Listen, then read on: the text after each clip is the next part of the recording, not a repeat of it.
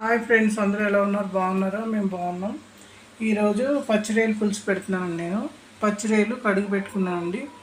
అల్లం వెల్లిగడ్డ పేస్టు, టమాటా, ఉల్లిపాయ ముక్కలు పేస్ట్ కొట్టానండి. దాన్ని ఉప్పు, కారం, పసుపు, కొత్తిమీర, పుదీనా, కరివేపాకు, పచ్చిమిరపకాయలు, చింతపండు పులుసు, జీలకర్ర పొడి, ధనియాల పొడి, గరం మసాలా, ఆయిల్.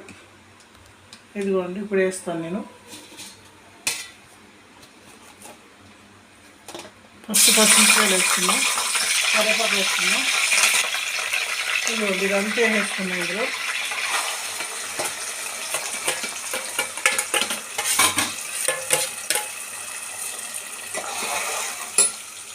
పచ్చిమిర్చి పోయేదాకా వేసుకోవాలి. దీన్ని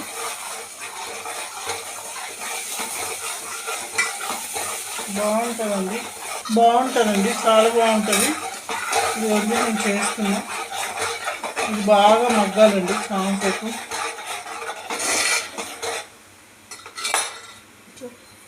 ఇది మగ్గింది. ఇప్పుడు దీంట్లోకి బెండకాయలను, కొత్తిమీర, పుదీనా వేస్తున్నాం.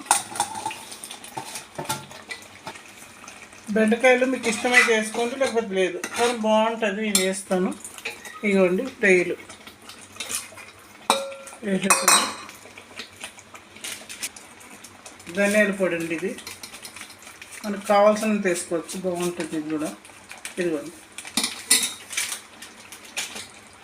జీలకర్ర పొడి అండి, ఇది జీలకర్ర పొడి. ఎవరెస్ట్ గరం మసాలా పొడి. ఇదిగోండి ఈ పొడి బాగుంటుందండి, ఎవరెస్ట్ మసాలా. అంతేనండి. ఈ మూడు వేసేసి బాగా మగ్గనిచ్చి చింతపండు పులుసు వేస్తాను దీంట్లో.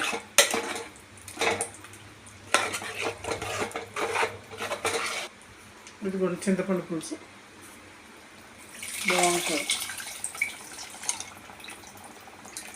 చూసానండి. ఇదిగోండి ఒక 15 నిమిషాలు బాగా మగ్గనిచ్చి దింపేసుకోవాలి.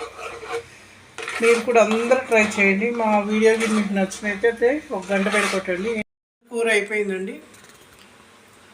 మా వీడియో మీకు నచ్చినట్టయితే లైక్ చేయండి, షేర్ చేయండి, ఒక గంట పెట్టుకోండి. మళ్ళీ మంచి మంచి వీడియోలతో మేము ముందుకు వస్తామండి. థ్యాంక్ యూ అండి.